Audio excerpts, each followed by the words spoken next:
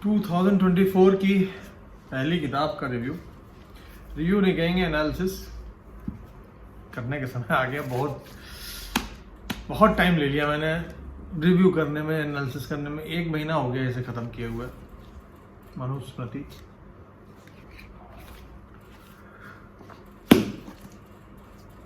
आधार ग्रंथ भारतवर्ष का, कई सारे आधार ग्रंथों में से एक ये आधार ग्रंथ है।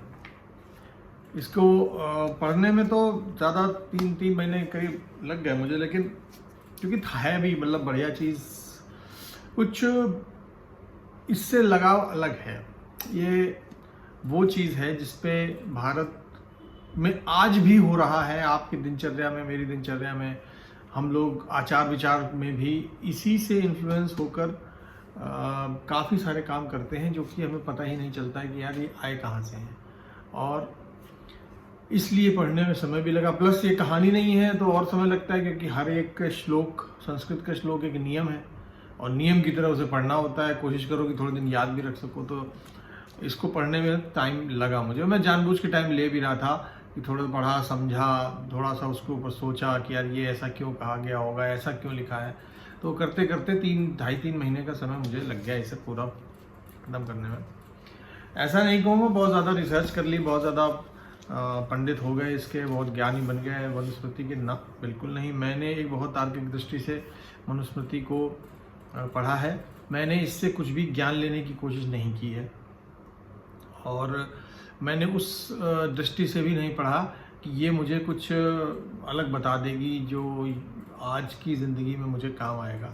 उस दृष्टि से मैंने बिल्कुल नहीं पढ़ा। मैंने सिर्फ इसको पढ़ा है ये देखने के लिए कि आखिर इस ग्रंथ में लिखा क्या है। और आज एनालिसिस भी उसी के मतलब वही विचारों पे करूँगा मैं, कि जो लिखा है वो साफ साफ बता दिया जाएगा। कुछ मैंने पहली बार मुझे लगा कि मुझे इसके नोट्स ही बनाने चाहिए, तो मैंने नोट्स बनाए हैं। इससे मदद मिलती रहेगी मुझे। 3 महीने के मेहनत के बाद इसे पूरा पढ़ लिया मैंने। और इसके पढ़ने के पीछे जो कारण था, क्योंकि बहुत से ग्रंथ हैं भारत में, वेद हैं, गीता, रामायण, बहुत से हैं। तो ये इसी से शुरू क्यों किया मैंने, क्योंकि मनुस्मृति एक ऐसी किताब है जिसको नाम सुनते ही लोग बंट जाते हैं। या तो इसे अच्छा कहेंगे या बुरा कहेंगे। एक स्ट्रॉन्ग इमोशन मनुस्मृति को लेकर निकल के आता है। कोई भक्ति भाव नहीं आता है। जब आप किसी के सामने मनुस्मृति का नाम लेंगे तो कोई भक्ति भाव नहीं आएगा। अनभिज्ञ होगा, या तो बिल्कुल जानता ही नहीं क्या है, हाँ नाम सुन रखा है। और या फिर वो कहेगा इसमें तो सब गलत लिखा है, इसने तो हमारे देश को, हमारे समाज को बर्बाद कर दिया, इसमें कुछ लोगों को कुछ बना दिया, कुछ लोगों को कुछ बना दिया। तो जिज्ञासा हमेशा रही मन में कि यार क्या है इस किताब में, क्या इतनी बुरी किताब है कि मतलब अब तो जैसे देखो भाई यार इसमें तो सब गलत लिखा हुआ है। और जो लोग अच्छाई करते हैं तो वो क्यों कहते हैं क्या इतनी अच्छी किताब है कि इसको आज 3-4 हज़ार साल हो गए, इसको अभी भी फॉलो करना चाहिए। ऐसी कौन सी किताब भाई लिख दी गई कि 4,000-5,000 साल बाद भी आप इसे फॉलो करें। और कुछ लोग इसे कोसते क्यों हैं और कुछ इसकी तारीफ करते हैं। तो इस तरीके के सवाल जब मन में उठे तो मुझे लगा कि सबसे पहला ग्रंथ भारतवर्ष का जो मुझे पढ़ना चाहिए वो मनुस्मृति ही है, और इसी से मैंने शुरुआत करी। कुछ ये रीज़न था, मेरा नाम भी मनु है। घर वालों ने मनु महाराज के नाम पे मेरा नाम रखा था, तो वो भी एक मेरे लिए बड़ी बात थी कि यार चलो मनु के नाम पे रखा गया तो देखें मनु महाराज ने लिखा क्या है। पौराणिक ग्रंथों में मैंने पहले भगवद गीता पढ़ रखी है और मुझे लगा था कि मुझे इंडियन लिटरेचर पढ़ना चाहिए, तो मैंने सोचा नेक्स्ट क्या होना चाहिए, तो उसके लिए मनुस्मृति को ही चुन लिया मैंने। तो ग्रंथ के बारे में देखिए, कुछ भी बताने से पहले मैं एक डिस्क्लेमर टाइप का देना चाहूँगा, वो ये कि ये संस्कृत में लिखी हुई है। पूरी किताब संस्कृत में लिखी हुई है, श्लोक के फॉर्म में है। और मुझे संस्कृत नहीं आती, मुझे संस्कृत बिल्कुल नहीं आती। मैंने इसका जो रूपांतरण है, टीकाकरण किया गया, वो मैंने पढ़ा है। जो श्लोक के नीचे लिख के समझाया गया वही मैंने समझाया कि अच्छा ये लिखा हुआ है श्लोक में। तो जाहिर सी बात है मेरे समझ में मिलावट हो सकती है। जो ऑथर हैं, जो भी जिन्होंने भी किया है, इनका नाम है डॉक्टर रामचंद्र वर्मा शास्त्री हैं ये। तो टीकाकार हैं, तो मतलब जो इन्होंने अपनी समझ डाली होगी, अपनी तरफ से जो मिलावट कर दी होगी ओरिजिनल थॉट में, वो तो आई ही आई है। तो उस हिसाब से मैं ये कहूँगा कि कुछ एग्जैक्ट तो नहीं होगा, कुछ ना कुछ तो चेंज किया ही जाता है, समय के हिसाब से बदल दिया जाता है, देश काल के हिसाब से बदल दिया जाता है। तो हिंदी के रूपांतरण को ही मैंने पढ़ा है, और वही जो भी आज विचार होंगे वो सब उसी के होंगे, उसी के बेसिस पे मेरा रहेगा।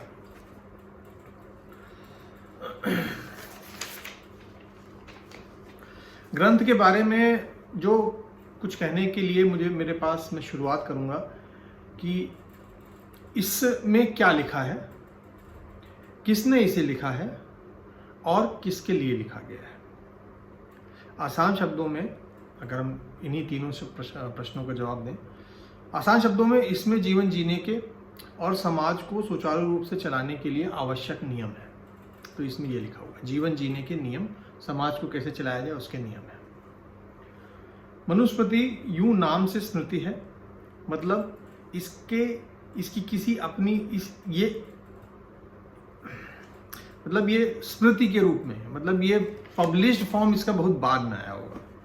ये जो याद था वो आगे प्रोपोगेट करते गए, और बेसिकली एक ने एक को बताया, एक ने एक को बताया, इस तरीके से लिखी गई। मनु महाराज की शुरुआती है, उनके पास ये नॉलेज थी, उन्होंने आगे ऋषियों को दी, उन्होंने और ऋषियों को दी, इससे करते करते लोगों तक, आज की जनरेशन तक ये पहुंची। जब भी ये इसको ऐसे लिखित रूप में या कहीं उस पे ताड़ के पत्तों पे लिखा गया होगा वो मुझे नहीं मालूम, लेकिन ये स्मृति के रूप में एक जनरेशन से दूसरे जनरेशन के पास पहुंची।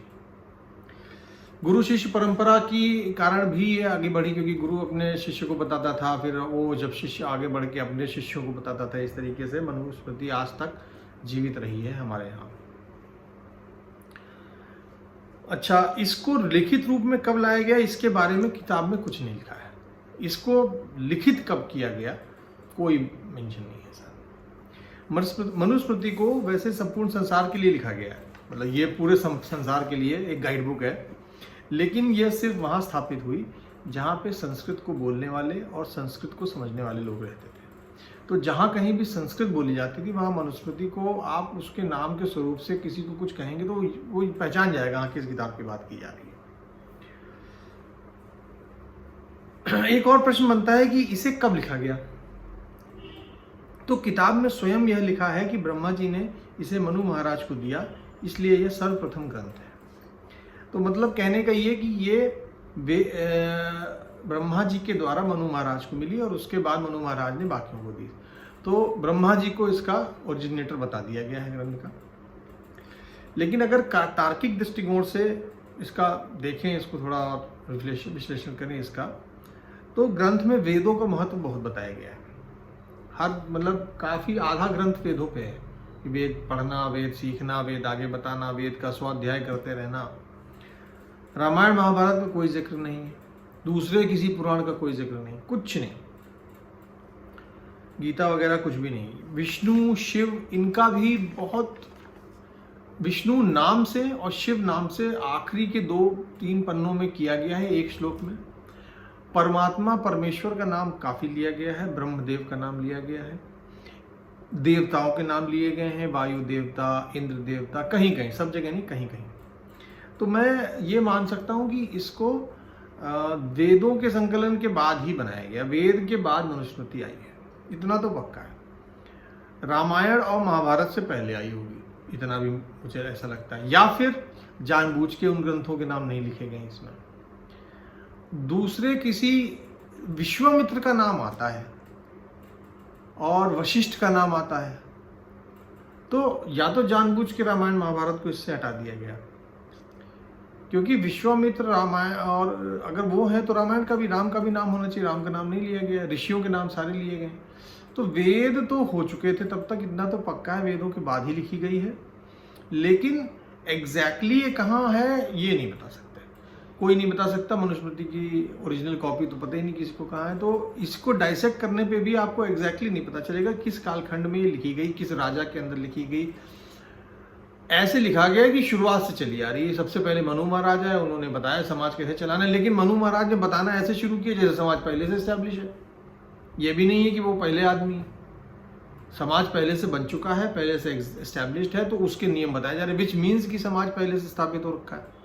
तो इसका मतलब पहले से लिखना पढ़ना आ गया होगा, तभी तो आप बोल पा रहे हो संस्कृत में।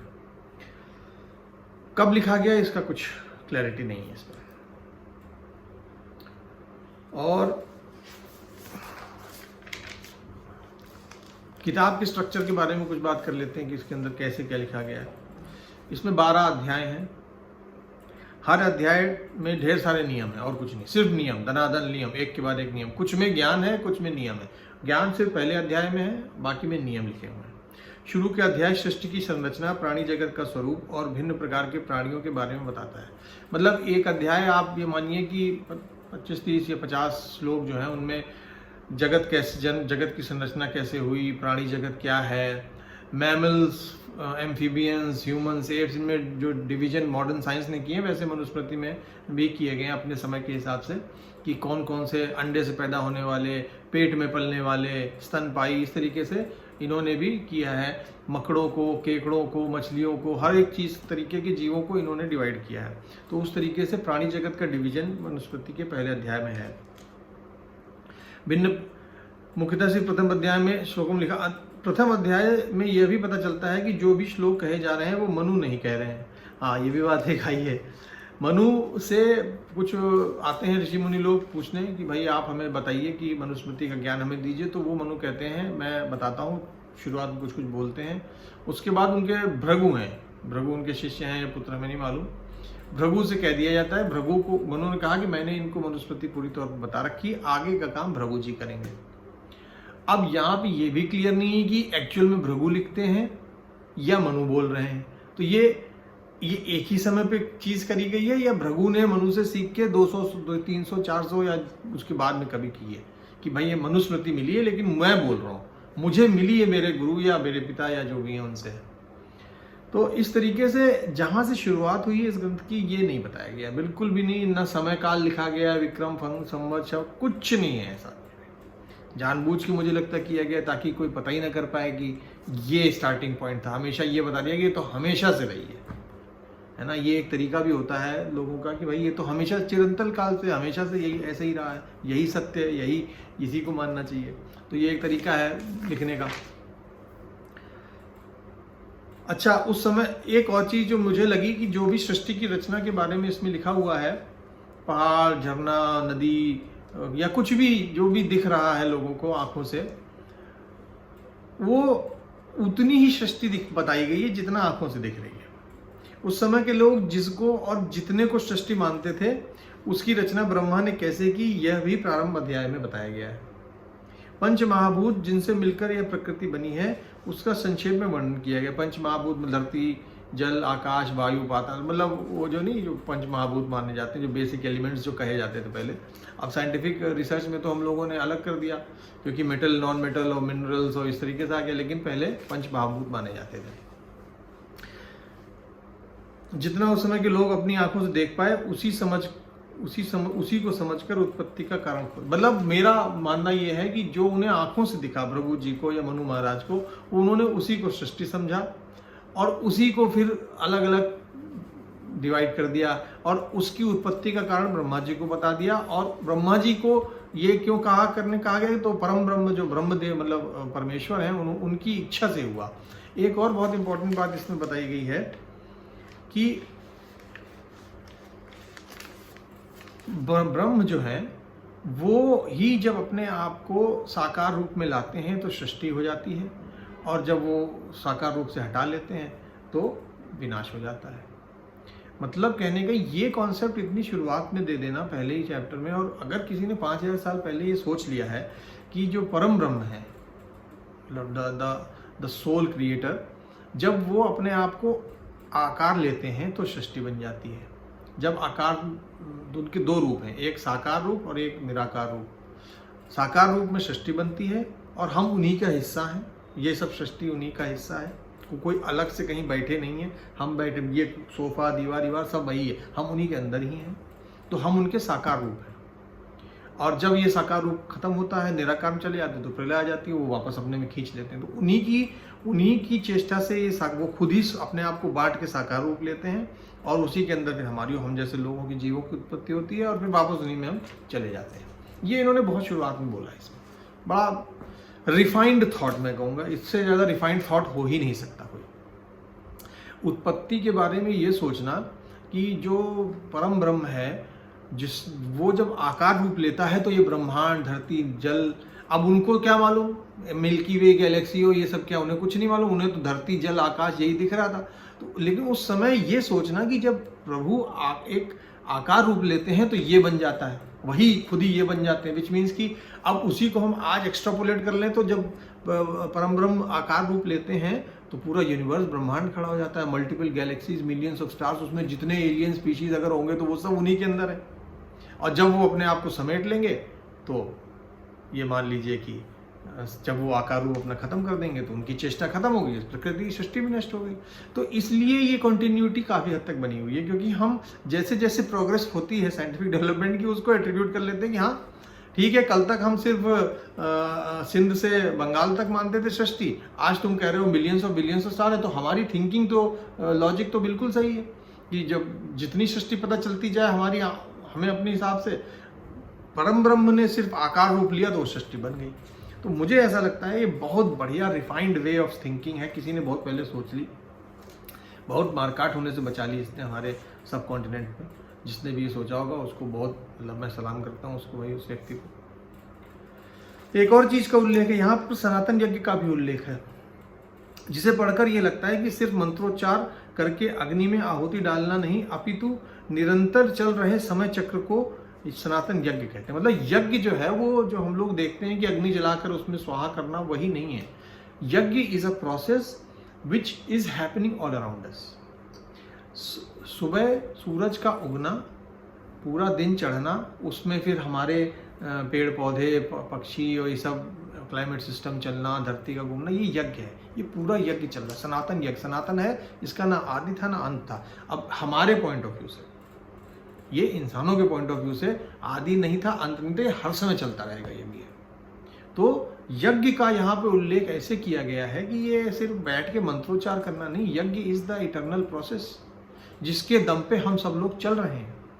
सुबह उठते हैं तो ये सूर्य देवता खड़े होकर हमें हमेशा दिखते हैं, क्योंकि वो सनातन यज्ञ का हिस्सा है। वो घूम रहे हैं, धरती घूम रही है, हम भी सुबह उठते हैं, काम करते हैं, इसी में हम विलीन भी हो जाते हैं।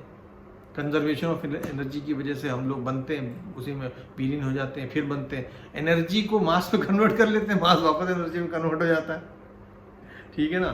तो अब ये तो मैं अभी मॉडर्न साइंस को इसमें कर रहा हूँ, लेकिन जो आइडिया है वो इतना सटीक, इतना बेहतरीन आइडिया है कि परम ब्रह्म अपने आप को जब बांटते हैं तो आकार रूप लेते हैं जिसमें सृष्टि बनती है, नहीं तो वो निराकार रूप, एनर्जी रूप में रहते हैं। और उसी के साथ उन्होंने एक सनातन यज्ञ को शुरू किया। उसमें माइंड, इन्होंने एक बहुत धांसू काम किया इसमें। इन्होंने कहा कि जैसे हम लोग साइंटिफिक उसमें ये सोचते हैं कि यार फोर्सेस आई, strong nuclear force, weak nuclear force और gravitational force, electromagnetic force, 5 main बल जिससे पूरा प्रकृति चल रही है, साइंस ये कहती है। इन्होंने कहा कि अब अगेन उस समय की थिंकिंग के हिसाब से होगा, आज से मत सोचिए कि उन्हें कोई बहुत बड़ा ब्रह्म ज्ञान प्राप्त था। उन्होंने ये कहा कि परम ब्रह्म ने प्रकृति को लोभ, मोह और अग्नि से बनाया। लोभ, मोह, अग्नि क्या है? लोभ क्या है? जीने की इच्छा। मोह मतलब ये एट्रीब्यूट डाल के अग्नि सृष्टि का संरचना की गई। मतलब इन्होंने सिर्फ और सिर्फ मटेरियलिस्टिक व्यू नहीं देखा है सृष्टि का, इन्होंने देखा है कि यार ये हुआ ही क्यों, आखिर ये भी करने की क्या जरूरत पड़ी, यही सनातन यज्ञ की ही क्यों जरूरत पड़ी। तो सनातन यज्ञ की जरूरत इसलिए पड़ी क्योंकि कुछ इमोशंस के साथ इसे बनाया गया, और वो इमोशंस जो हैं वो इसको चलाए रखने में काबिज है, मतलब वो उनकी वजह से चल रहा है। जैसे कि आज भी जो पहला जीव पैदा हुआ तो उसके अंदर अपने आप को मल्टीप्लाई करने की इच्छा आई ही क्यों, वो वही पैदा होकर मर क्यों नहीं गया? क्योंकि सृष्टि का सृजन ही इमोशंस के साथ किया गया है, बगैर इमोशंस के सृष्टि पॉसिबल नहीं है।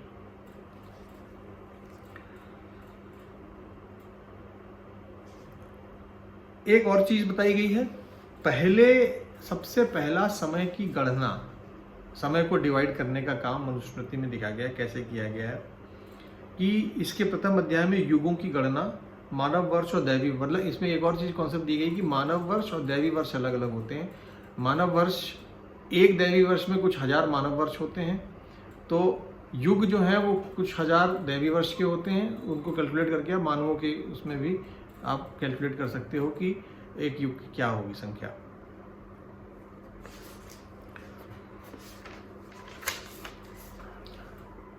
आंखों की पलकों को गिरने में लगने वाला समय निमेष कहलाता है। Smallest unit of time is this, निमेष। अब this is the first way of identifying कि सबसे कम समय को कैसे नापोगे, तो पलक झपकाने के समय को निमेष कहते हैं। ये है निमेष, मतलब आप जानबूझ के ऊपर नीचे नहीं करो, जो अपने आप जो हो रहा है। आज मॉडर्न साइंस में हम लोग क्रिस्टल वाइब्रेशन को मानते हैं। बिजली का झटका जब दो तो उससे वाइब्रेट होता है क्रिस्टल, उससे हम लोग क्लॉक्स बनाते हैं। एटॉमिक क्लॉक्स जो हैं वो पता नहीं शायद इलेक्ट्रॉन के वाइब्रेशन या किससे चलती हैं, लेकिन यही होता है कि कोई एक्टिविटी होती है उसको नाप करके हम क्लॉक बनाते हैं। तो ये सबसे पहला, जो मेरे हिसाब से ऐसा लगता है कि सबसे पहला एक एफर्ट जिसमें समय को बांटा कैसे जाए, तो वो ये है। पलक झपकाने को निमेष कहते हैं। 18 निमेष की एक काष्ठा होती है, 30 काष्ठा की एक कला, 30 कला का एक मुहूर्त, 30 मुहूर्त की दिन रात। मतलब दिन रात को 30 मुहूर्त, 15 मुहूर्त एक दिन, 15 मुहूर्त रात, ऐसा होता है। सतयुग में 4800 दैवी वर्ष और 17,52,000 मानवी वर्ष। त्रेता युग में 3600 दैवी वर्ष और 13,14,000 मानवी वर्ष। द्वापर युग में 2,400 दैवी वर्ष और 8,76,000 मानवी वर्ष। कलयुग में 1200 वर्ष और 4,38,000 मानवी वर्ष। तो अब दैवी वर्ष को तो फिर भी समझ में आते हैं कि 12,000 वर्ष में 4 युग पूरे हो जाते हैं, लेकिन ये 43,80,000 सालों में, मानवी सालों में, मैन ईयर्स में 4 युग पूरे होना, मुझे तो मेरे तो गले के नीचे ही नहीं उतरती ये चीज़। क्योंकि अगर 45 लाख साल, समझ रहे हैं ना, 45 लाख, 4 मिलियन ईयर्स का अगर आप बता रहे हो तो फिर तो बहुत लंबी हिस्ट्री हो जाती है ना। और साइंटिफिक प्रूफ अभी तक नहीं मिला है कि इतने पुराने सिविलाइजेशनल अवशेष मिले। मतलब सतयुग में भी, जैसा हरिश्चंद्र सतयुग के राजा थे, तो 4 लाख साल पहले से अगर सतयुग था, 43 लाख साल पहले, तो वो तो नहीं भेजे। हाँ, 12,000 वर्ष में मान सकता हूँ कि ये किया है। एक और बात रोचक तथ्य ये है कि लास्ट आइस एज जो खत्म हुई थी, हिमयुग, वो 11,700 वर्ष पहले खत्म हुई थी। तो अगर उससे हम एक झूठ ही सही एक कोरिलेशन निकालें, तो लास्ट आइस एज से अभी तक का जो समय है वो 12,000 वर्ष बीता है, या बीत चुका है, या 12,000 वर्ष हैं तो 11,300 वर्ष और बीतने, 4 युग पूरे हो जाएंगे। मतलब कलयुग 300 साल बाद दैवी, अगर हम माने कि दैवी साल ही सही में होते, मानवीय साल को हटा दें, तो 300 साल बाद कलयुग खत्म हो जाएगा, सतयुग फिर से शुरू हो जाएगा। अब ये मेरी थिंकिंग है भाई, किसी को मानना न माने। कहने को देखिए बहुत कुछ है, एक एक करके इतने श्लोक, हर श्लोक की व्याख्या करने बैठो तो हर श्लोक एक नियम है। इतने नियम हम तो, इतना तो मतलब 4-5 घंटे बैठ के मेरे बस का भी नहीं है, और किसी और के भी बस का नहीं होगा कि वो सुने बैठ के। तो मैं इसको जहाँ तक जो मैंने इम्पोर्टेंट मार्क कर रखे हैं उन्हीं के बारे में बोलूँगा। ये तो हो गया कि सृष्टि कैसे बनी, क्या हुआ, बड़ी जल्दी निपटा दिया, 4-5 पन्ने में ख़त्म कर दिया। और इतना बड़ा टॉपिक इन्होंने ये भी कह दिया कि धरती और पहाड़ और नदी और ये सब इसलिए बने हैं क्योंकि ब्रह्मा जी ने इन्हें बनाया इस तरीके से। तो सरासर झूठ है। सीस्मिक प्रोसेसेस हैं, वो चलती हैं, उनकी वजह से पहाड़ बनते हैं, उन्हीं की वजह से नदियाँ बनती हैं। तो ये तो पूरी तौर पे गलत प्रूव हो चुका है। और इसीलिए मुझे लगा कि उस समय जिस दृष्टि से आंखों से देख रहे थे, जितना सोच पा रहे थे, उसके हिसाब से नहीं लगा कि हाँ यार ब्रह्मा जी ने ही बनाए होंगे ये, ठीक है ना। और सीस्मिक प्रोसेस क्या होते हैं, नीचे लावा है, लावा घूम रहा है, वो मिट्टी ऊपर उसके तैर रही है, वो एक दूसरे से टकराती है तो पहाड़ बन जाते हैं। ये सब मुझे नहीं लगता भाई। आज के साइंटिस्ट नहीं मानने को तैयार थे। वो बेचारा जिसने इनकी खोज करी थी वो पूरी जिंदगी रगड़ता रहा, वो नहीं माने, आखिरी में माने जाके। तो उस समय तो क्या ही बोले। तो इस तरीके की नॉलेज तो नहीं थी इनके पास। और अब हम आ जाते हैं जो मेन मुख्य है इसका कोर किताब का कि समाज और मानवों का कैसे ये चलना चाहिए उसके ऊपर है। अब समाज में 4 वर्णों को बांटने वाले श्लोक की व्याख्या हम करेंगे यहाँ पे। वेदों का पाठन पठन, यज्ञों को कराना, दान देना और लेना, ये 6 कर्म ब्राह्मणों के लिए हैं। प्रजा की रक्षा करना, ब्राह्मणों तथा दीन दुखियों को दान करना, यज्ञ अनुष्ठान में प्रवृत्त होना, सत्र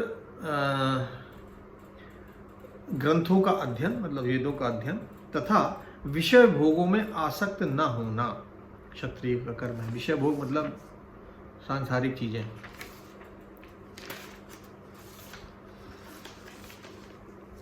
पशुपालन, कृषि, व्यापार, साहूकारी, दान देना, यज्ञ करना तथा वेदों का स्वाध्याय वैश्यों का कर्म है मतलब बिजनेस क्लास का।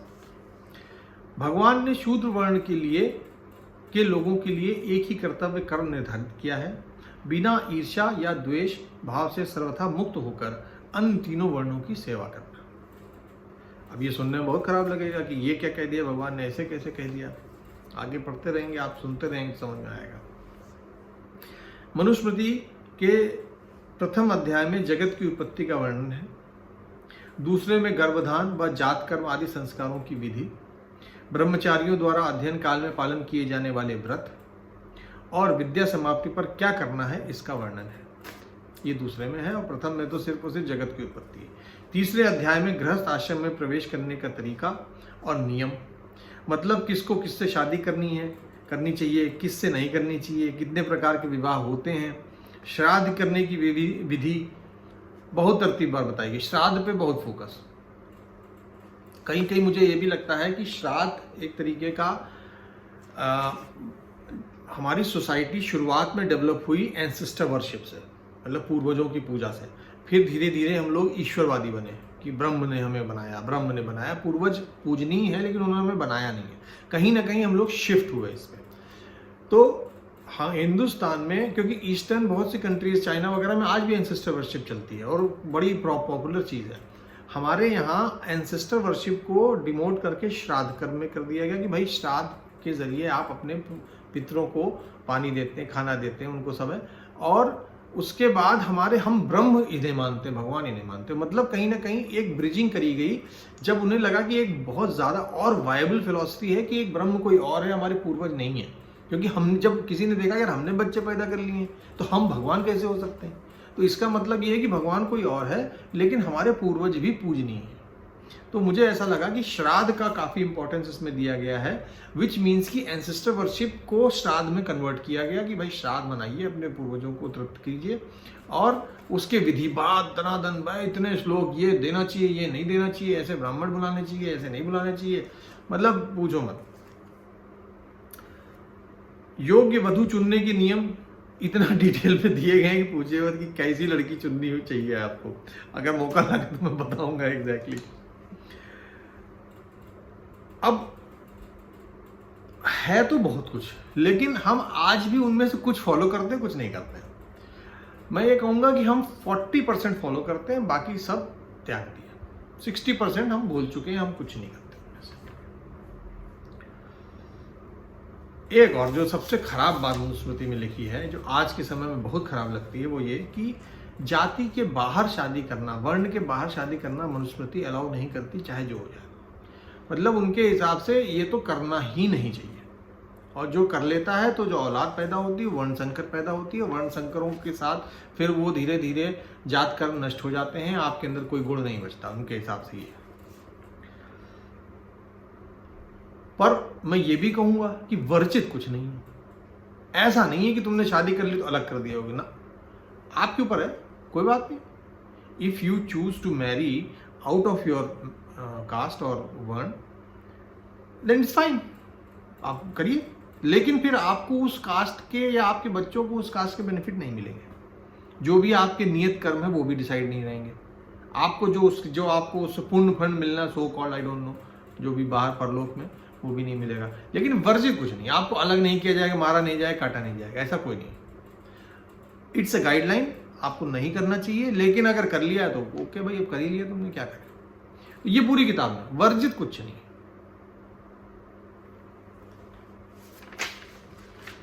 चौथे अध्याय में विभिन्न प्रकार की वृत्तियां, पैसा मतलब चौथे अध्याय में पैसा कैसे कमाना चाहिए, किसको कैसे पैसा कमाना, ब्राह्मण को कैसे कमाना चाहिए, क्षत्रिय को कैसे कमाना चाहिए, वैश्यों को कैसे कमाना चाहिए, शूद्रों को कैसे कमाना चाहिए, इसके नियम है।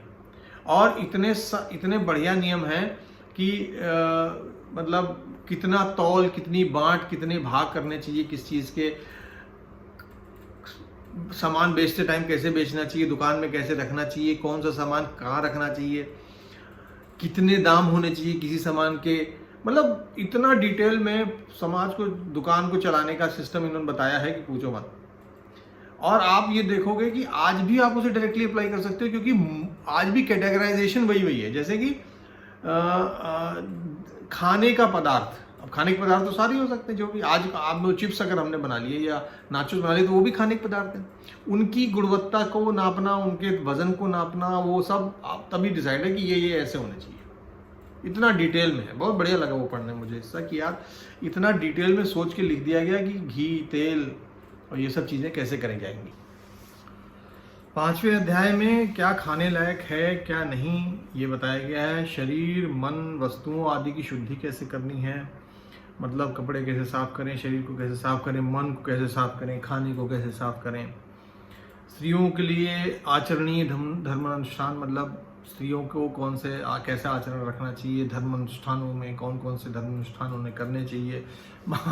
सबसे बड़ी बात जो आजकल हम लोग औरतों के लिए व्रत है वो एक भी नहीं इसमें बताए गए हैं। कोई भी ऐसा व्रत नहीं बताया गया है, जैसे वो कौन सा करवा चौथ वाला और तीज वाला, ये सब कुछ नहीं बताया गया है। मतलब जो आज हम लोग करते हैं वैसा अधिकतर चीज़ें नहीं है। आरती, पूजा पाठ कुछ बताया ही नहीं गया है। काम करिए अपना और वेद के स्वाध्याय करिए। भाई वेद सुबह करना है, शाम को सुबह करना और शाम को करना, इतना वेदों पे इतना फोकस है। हर वक्त वेदों को ध्यान में रखो, वेदों को ध्यान, मतलब उनमें क्या पढ़ाया गया उसको रिपीट करते रहो अपने लिए। फिर आचरण कैसा रखना है ये मेन है। बाकी पूजा पाठ कुछ नहीं बताया गया इसमें। पूरी किताब पढ़ ली, ऐसा कुछ नहीं लगा। जिस रूप में हम पूजा पाठ आज मानते हैं वैसा नहीं। 6ठे अध्याय में वानप्रस्थ गए तपस्वियों के लिए पालनीय नियम, मतलब जो वानप्रस्थ जाना चाह रहे हैं या गए हैं उनके लिए नियम क्या है। मोक्ष प्राप्ति के साधन, इनका वर्णन है। 7वें अध्याय में अच्छा, छठे से आप जीवन का सब खत्म, जीवन के लिए मान्य है वो सब खत्म। अब राज्य और समाज के लिए जो मान्य है वो है। 7वें में राजा के धर्म,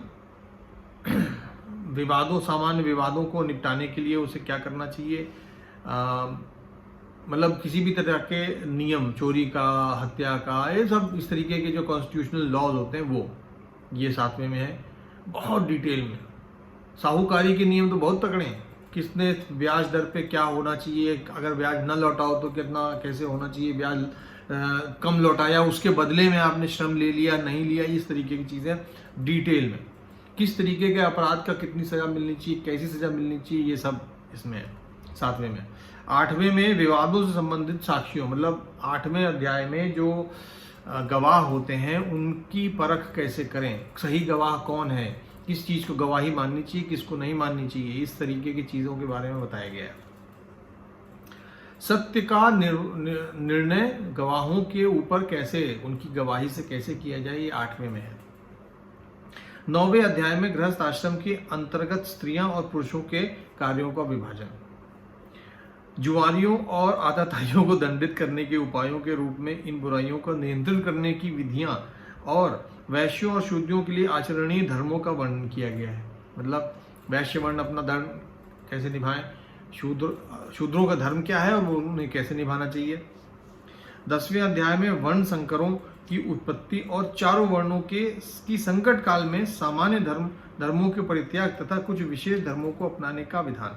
मतलब वर्ण संकर, जो कि दो जाति, भिन्न जाति के अगर संतान उत्पन्न होती है तो उसका क्या है, उसको क्या मिलना चाहिए, क्या नहीं होना चाहिए है। और संकट काल आ गया है तो फिर जैसे शिक्षा ग्रहण का, संकट काल का मतलब ये है कि शिक्षा ग्रहण, शिक्षा का दान देना या शिक्षा का वो करना तो सिर्फ ब्राह्मणों का काम है। लेकिन अगर नहीं है, ब्राह्मण ही नहीं है, संकट काल है, तो किसी से भी शिक्षा ग्रहण कर सकते हो, लेकिन आप उन्हें ब्राह्मण नहीं मानेंगे।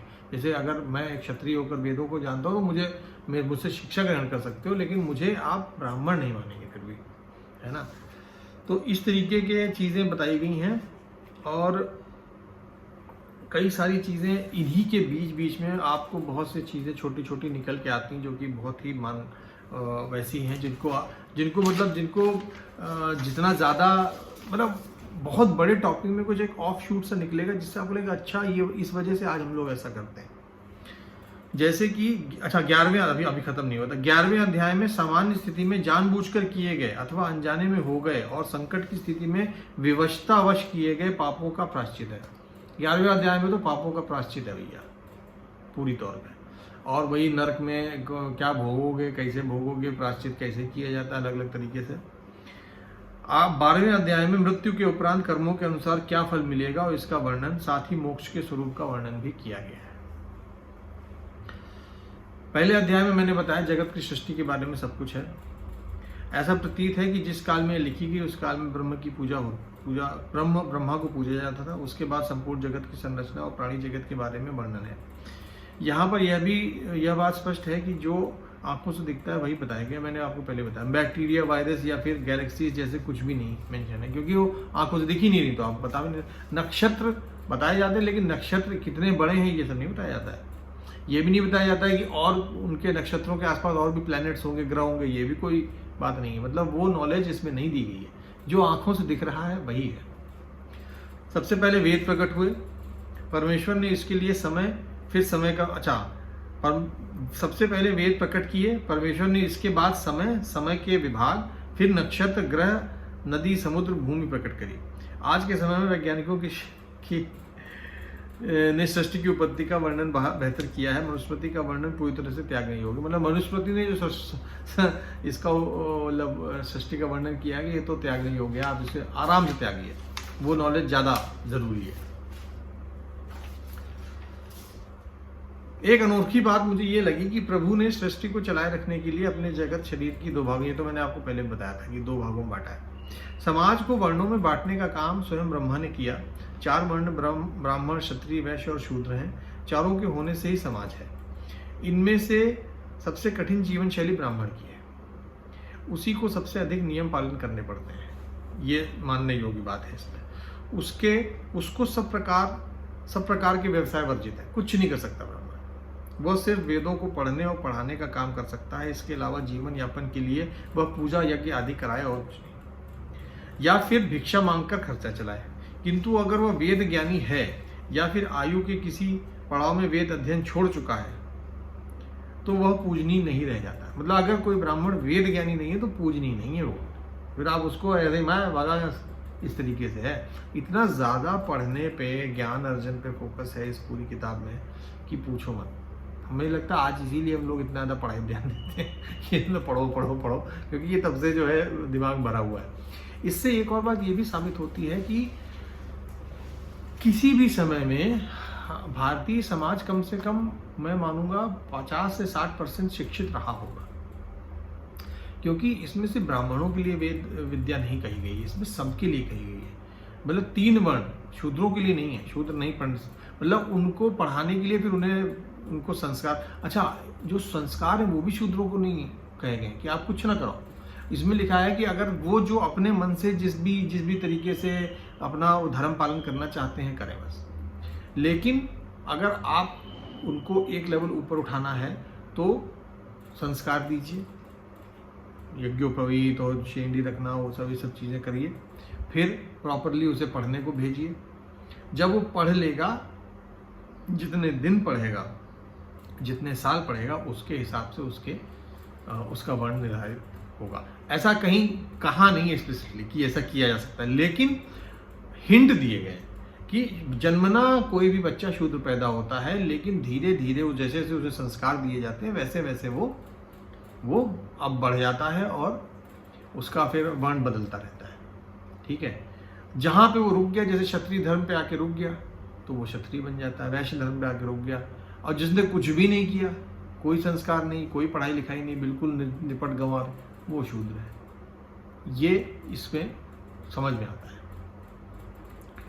ये भी बार बार कहा गया ये चारों वर्ण हमेशा से हैं, विच मीन्स कि ऐसा नहीं कि ये बने, ये करेंट स्टेट ऑफ अफेयर्स के बताया जाता है कि चाहे जितना फोकस कर लो ये 4 वर्ण हमेशा रहेंगे।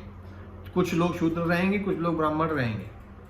जो जितना ज़्यादा पढ़ेगा, जितना ज़्यादा इसमें पढ़ाई हमारी वाली पढ़ाई नहीं, वेद इनके हिसाब से, जो मेरा बहुत बड़ा मुझे लगता है ड्रॉबैक भी इस मनुस्मृति का है कि इन्होंने वेदों को ही सब कुछ मान लिया। इन्होंने ज्ञान को सृजन करना नहीं माना। इन्होंने ये नहीं कहा कि ज्ञान को बढ़ाओ अपने, इन्होंने कहा वेद अध्ययन करो, वेद ही सब कुछ है, वेद इज लास्ट थिंग। वेदों में गोली चलाना तो नहीं लिखा है, तोप बनाना भी नहीं लिखा है, एयरक्राफ्ट बनाना भी नहीं लिखा हुआ है। अगर तो इस किताब ने कुछ अच्छा किया तो कुछ बुरा भी किया हमारे लिए। वेद वेद वेद इतना ज़्यादा वेद किया कि बाकी सब भूल गया। आप ये भूल गए कि ज्ञान वहीं पे आके ख़त्म नहीं हुआ है, उससे आगे भी बहुत बढ़ गया। अगर तो ये वेद की बजाय सिर्फ एक शब्द बदल देते कि वेद नहीं, ज्ञान अर्जन आपका, जो सबसे ज़्यादा ज्ञान अर्जन करेगा वही ब्राह्मण है, तो सब सही रहता। हम लोग कभी पीछे ही नहीं हटते, दुनिया हमसे कभी आगे नहीं निकलती। लेकिन हमारे यहाँ तो वेद ज्ञान है, वेद ही सब कुछ है, बस ठीक। फिर जब दुनिया आगे बढ़ गई तो हम धरे रह गए बस। ये ड्रॉबैक है मनुस्मृति का कि सब कुछ वेद पे फोकस है। ये ड्रॉबैक नहीं कि उसने वर्णों में विभाजित कर दिया। वर्ण व्यवस्था तो ऐसी है कि ठीक है, शूद्र से कहा गया सेवा करो, तो उससे ये भी नहीं कहा गया तुम लड़ो जाके या तुम कुछ और करो ना, तुम यही करो आराम से, कोई बात नहीं। क्षत्रियों से कहा गया कि तुम फिर वैश्यों काम में हाथ मत डालो, तुम लड़ाई लड़ो, तुम्हारा काम ये है। तो ये उन्होंने अपना से इसीलिए चलता आ रहा है इतने दिनों से। लेकिन जो रिजिडिटी है वो ये कि वेद अध्ययन ही सब कुछ है। और जब दुनिया वेदों से आगे बढ़ गई, जब उन्हें लगा कि नहीं यार वेद ठीक है, माइक्रोस्कोपिक वर्ल्ड भी कुछ होता है, टेलीस्कोपिक वर्ल्ड लगा के देखो दुनिया कहाँ निकल जाएगी, और गूढ़ रहस्य पता करो प्रकृति के, बस वहीं धर रहे। वो 3 वेद पढ़ के ही सब होता रहा। तो अगर तो इस किताब में फोकस इस पे होता कि ज्ञान अर्जन करो, जो सबसे ज़्यादा ज्ञान अर्जन करेगा वही ब्राह्मण है, तो हमें नहीं लगता भारत की सभ्यता कभी कोई नाश कर पाती। तो हमें ये नहीं लगता कि जब पहली बार तोपें देखी गई तो लगा कि ये कैसे हो गया। हो सकता है तोप हम ही बनाते, हो सकता है हम ही कहते कि हम ही तोपों, जब उधर से तोप चल रही होती तो हम इधर से बैलून या फिर एयरप्लेन लेके पहुंचते हो, गिरा के उन्हें पत्थर फोड़ देते। लेकिन सब चीज़ वेदों पे डिपेंड करती है कि वेद में है तो सही कि ज्ञान है, वरना नहीं। यहाँ पे मुझे लगता है मनुस्मृति ने बहुत बड़ी गलती कर दी मनु महाराज ने, कि ये कह के कि वेद ही सब कुछ है। ज्ञान का सृजन बहुत आवश्यक है। मॉडर्न साइंस ने, मॉडर्न काल, आज के समय ने ये बताया है। ज्ञान का सृजन जो करता है वो समाज जिंदा रहता है, वो लोग जिंदा रहते हैं, वो संभ्रांत हो जाते हैं।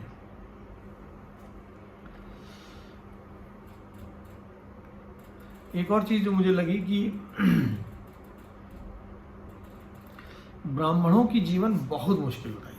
मतलब दिन रात वेदों का ये अध्ययन करना है, आप ही को पढ़ाना है, धन अर्जन, आपके धन आप नहीं अर्जित कर सकते, धन का काम नहीं कर। अगर आप धन का काम करने लग गए, गाय भैंस पालने लग गए, आप सरकारी उसमें कुछ लग गए, या आप खेती करने लग गए, आप यू आर नॉट अ ब्राह्मण anymore. You should not be venerated like that, you will not be celebrated like that. वरना अगर आप वेद पाठी हैं, आपको वेदों का ज्ञान है, तो फिर आप मतलब आपको तो खून माफ है। जैसे आज नाजी जर्मनी के जो साइंटिस्ट थे, यूएसएसआर ने उठाए और अमेरिका ने उठाए, और उन्होंने कितने भी पाप किए हैं। उनको उठा के न्यूक्लियर रिसर्च में लगा दिया और रॉकेट रिसर्च में लगा दिया, और सब माफ उनके सारे पाप। वही हाल इसमें ब्राह्मणों का है कि ब्राह्मण अवध्य है, उसके ज्ञान की वजह से वो अवध्य है। उसको मार नहीं सकते, उसको दंड नहीं दे सकते आप। जो एग्जैक्टली जो काम अमेरिका और यूएसएसआर ने किया जर्मन साइंटिस्ट के साथ, कि अरे इनका ज्ञान बहुत है, इनको मार दो, ज्ञान ही खत्म हो जाएगा ना, मारना नहीं, इनको अपने पास रखो, इनसे उनको आप दूसरी यातनाएं दे लो, आप उनका पैसा छीन लो, ये कर लो, लेकिन मार नहीं सकते उन्हें आप, क्योंकि उनका ज्ञान है। ज्ञान पे सारा फोकस। इसमें भी वही है। उस मनुस्मृति के हिसाब से मैंने जो समझा, कोई ब्राह्मण पूजनीय नहीं है आजकल, एक भी ब्राह्मण पूजनीय नहीं है।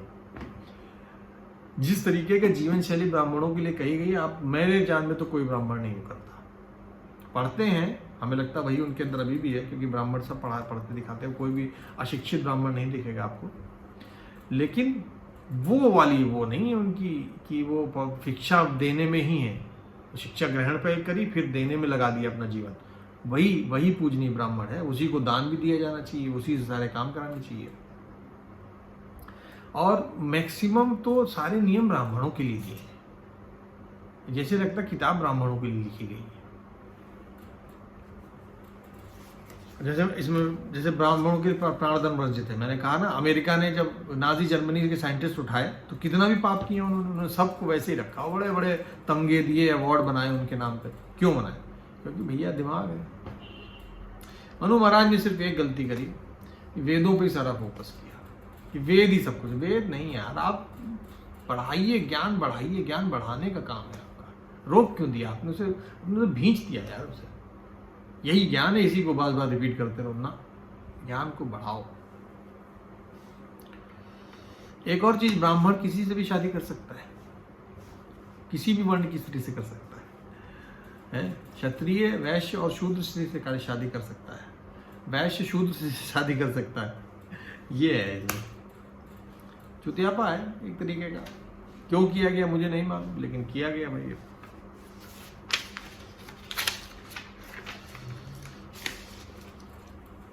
ब्राह्मण को 8 वर्ष की आयु से विद्या ग्रहण शुरू कर देना चाहिए। क्षत्रिय को शायद 12 वर्ष है और वैश्य को 18 वर्ष ऐसे है। सबसे ज़्यादा गुरुकुल में रहने का समय काल ब्राह्मण का ही है। शूद्र को विद्या ग्रहण का कोई विधान नहीं है।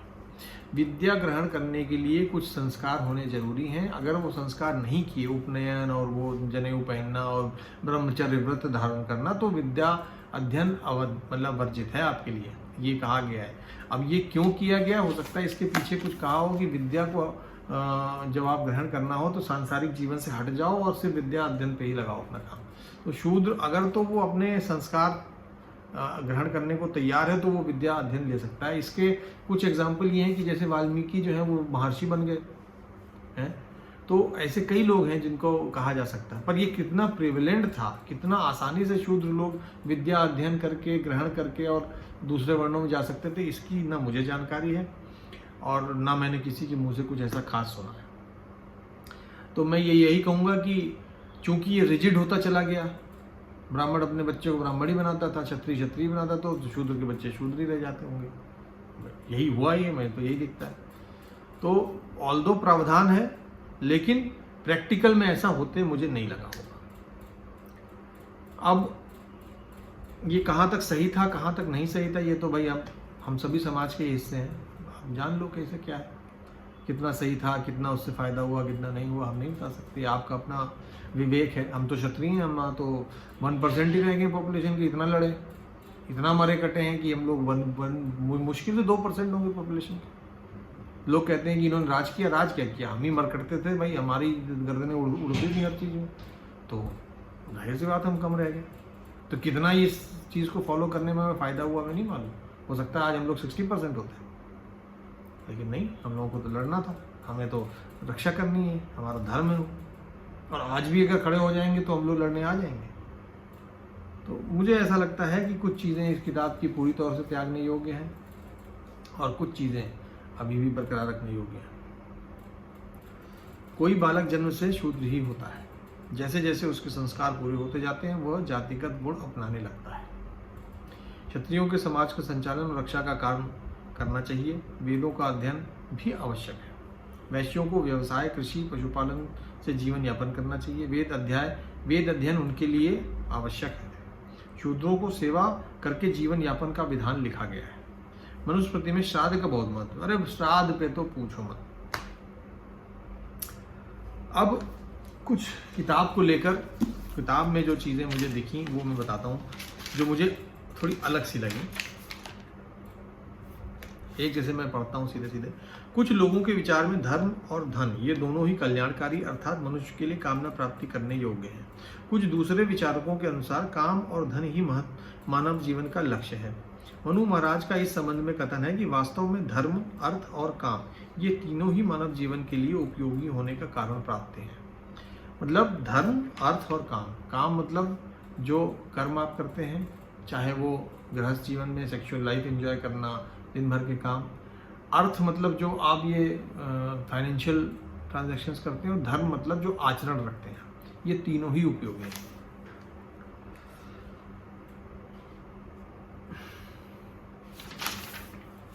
माता पिता की सेवा करना, माता पिता को हमेशा इज्जत देना, ये इसमें बहुत ज़्यादा इम्पोर्टेंस दी गई है इसमें। आदर सम्मान का आधार विद्या है, आयु नहीं। मतलब एक बूढ़ा शूद्र, बूढ़ा क्षत्रिय, और एक बिल्कुल पढ़ा, अभी पढ़ के आया ब्राह्मण, ब्राह्मण ज़्यादा आदरणीय है क्योंकि उसके पास ज्ञान है। हाथ काट के हाथी और चमड़े के मृग के समान अशिक्षित ब्राह्मण भी निरर्थक है। मतलब अगर अशिक्षित है ब्राह्मण तो फिर वो जाति है, वो उसे हटा दो। आप किसी का, अगर आप उससे ज़्यादा पढ़े लिखे हो तब भी आप उसे इज्जत मत दो। क्या मैं, तुम तो कुछ हो ही नहीं यार, तुम हमें क्या बोल रहे हो। एक और बड़ी विचित्र बात लगी कि जो ब्राह्मण वेदों के स्वाध्याय छोड़कर अन्य कार्यों यानी यज्ञ जप तप आदि में प्रवृत्त होता है, वह जीते जी ही अपने वंश के साथ शूद्र बन जाता है। इसी जन्म में अकेला ही नहीं अपितु अपने वंश भी शुद्धता को प्राप्त होता है। अभिप्राय यह है कि ब्राह्मण का प्रथम कर्म वेदों का स्वाध्याय, मतलब ब्राह्मण का कर्म है ज्ञान का अर्जन, ज्ञान को रिपीट करते रहना ताकि वो नष्ट ना हो, ज्ञान आगे दिया जा सके। ये सबसे इंपॉर्टेंट टास्क ब्राह्मणों को दिया गया है।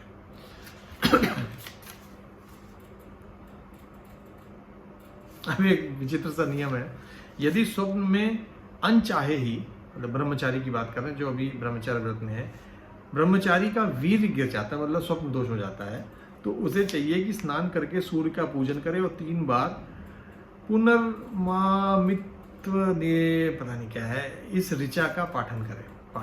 मतलब अगर आपका स्वप्न दोष हो जाए आपको, तो आप ये कर लो भाई। इसलिए ये कहा गया है कि आप कितना भी कर लो, मन को कितना भी मना लो, लेकिन कबीरा मन पंछी भया, जहाँ पाए वहाँ हो जाए। गुरु का विरोध करने वाला मृत्यु के उपरांत गधे की योनि में, निंदा करने वाला कुत्ते की योनि में, गुरु के भोजन को खा जाने वाला कीड़े की योनि में, और गुरु से ईर्ष्या द्वेष करने वाला गंदगी के रेंगने वाले मकोड़े की योनि में उत्पन्न होता है।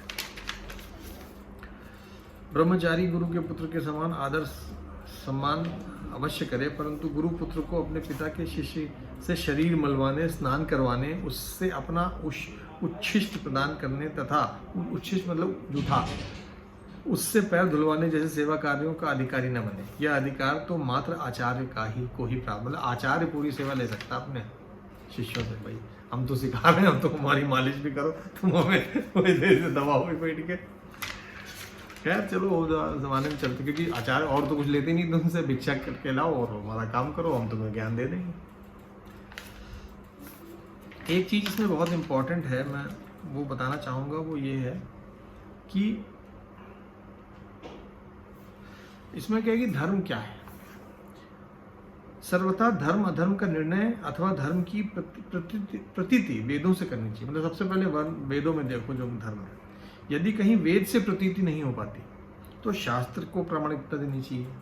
यदि किसी तत्व का निर्णय शास्त्र से भी नहीं हो पाता तो अतीत के महापुरुषों से करना चाहिए कि पहले के लोगों ने क्या किया है।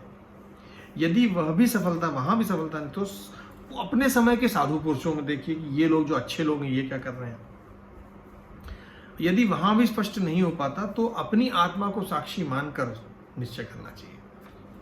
मतलब कहीं धर्म संकट खड़ा हो कि हमारे पास न्यूक्लियर बम है, हमें कहीं मार दें या ना मारे, और दुनिया में पहले कभी न्यूक्लियर बम नहीं चलाया गया है, तो यहाँ वेदों में देखिए, शास्त्रों में देखिए, पुराने लोगों ने कब, अगर उनके पास ऐसी शक्ति थी तो उन्होंने उस समय क्या किया कि मतलब उन्होंने अपने आप को रोका ना, नहीं चला दिया था वो आओ हैं। या फिर आज के लोग क्या करेंगे, और अगर उनसे भी कुछ नहीं मिल रहा है तो जो आपकी आत्मा को ठीक लगता है वही सही धर्म है।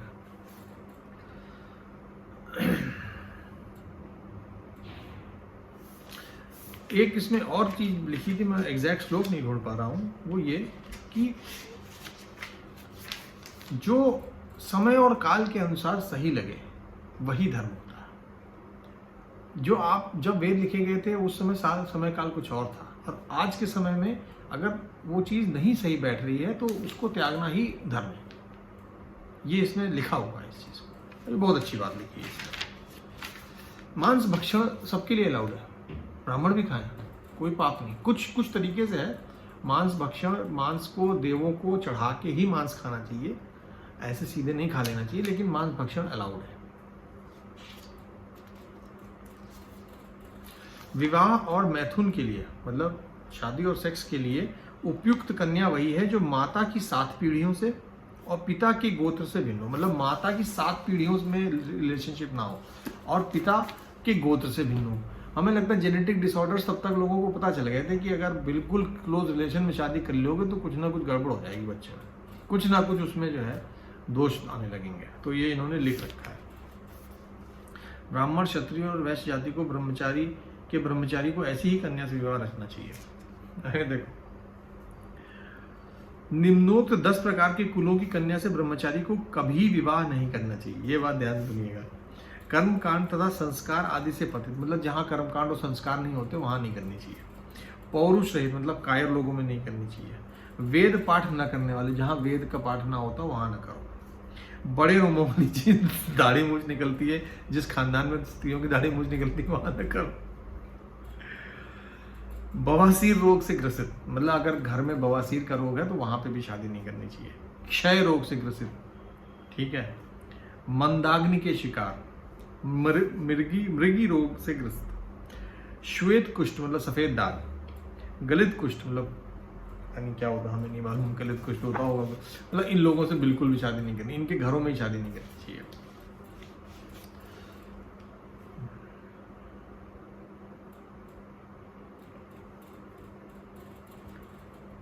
कपिल, हल्के रंग वाली, अधिक अंगों वाली, रोगग्रस्त, बिना केशों वाली, अधिक बालों वाली, कठोर बोलने वाली, भूरे रंग वाली, नक्षत्र, वृक्ष, नदी, वर्गांत, पर्वत, पक्षी, शूद्र एवं भयंकर नाम वाली, अष्टत्व, वट, कीकर, गंगा, यमुना, डा, मा, अणा, ना, मा अक्षरों से प्रारंभ होने वाले नाम, नीलिमा, मालती आदि नाम, विंध्या, हेमी, हंसिनी, ताक्षर्य, ताक्ष्य तथा निकृष्ट प्रवृत्ति के साथ चैली, कृमि, भीमी, रुद्रा आदि जिसका भाई ना हो और अपना बेटा लड़की के माँ बाप को सौंपना पड़ता हो, उस घर में भी शादी नहीं करनी चाहिए।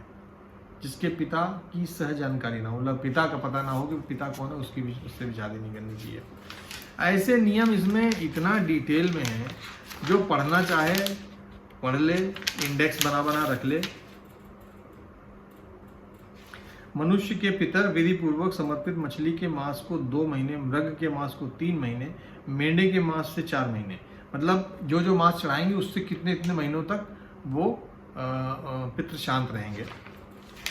मेंढे के मांस से 4 महीने, पक्षी, बकरे, चित्र मृग, ऐण मृग, रुरु मृग, शुकर और भैंसे तथा खरगोश और कछुए के मांस से क्रमशः 5, 6, 7, 8, 9, 10 और 11 महीने तक तृप्त संतुष्ट रहते हैं। मतलब अगर आप इन लोगों का, इन जानवरों का मांस उनको पितरों को देते हैं, चढ़ाते हैं श्राद्ध में, तो 12 महीने तक श्राद्ध चढ़ाने की जरूरत नहीं है। पितरों को समर्पित गाय का दूध अथवा उसकी खीर से बाधीन, लंबे कानों वाला बकरा, गाय के दूध से लंबे कानों वाले बकरे के मांस से 12 वर्षों तक तथा काल शाक और महाशल्क नामक मछलियों के गेडे और लाल बकरे के मांस से, मधु से तथा मुनियों के अन्नों से, मतलब मुनि के अन्न मतलब मुनि के जूठा जो है, अनंत काल तक तृप्त होते हैं। मतलब अलग अलग चीज़ों को खिलाने से कब तक के लिए तृप्त हो जाते हैं। बहुत फोकस इसका इसीलिए मुझे लगता है कि ये जो है काफ़ी हद तक हम लोग एंसेस्टर वर्शिप करते थे पहले, और बाद में जब डायटीज ब्रह्मा विष्णु महेश की उत्पत्ति हुई, हम लोग इनको मानने लग गए, तो एंसेस्टर वर्शिप को हम लोगों ने श्राद्ध कर्म में कन्वर्ट कर दिया और इनकी पूजा होने लगी, देवों की। अब लहसुन, शलजम, प्याज, कुकुरमुत्ता और गंदगी में उत्पन्न होने वाले खाद्य बुद्धिनाशक होने के कारण विप्रों के लिए अभक्ष्य हैं, अतः इनका सेवन नहीं करना चाहिए। भैंस को छोड़कर सभी जंगली पशुओं का और अपनी स्त्री का दूध अपेय होता है।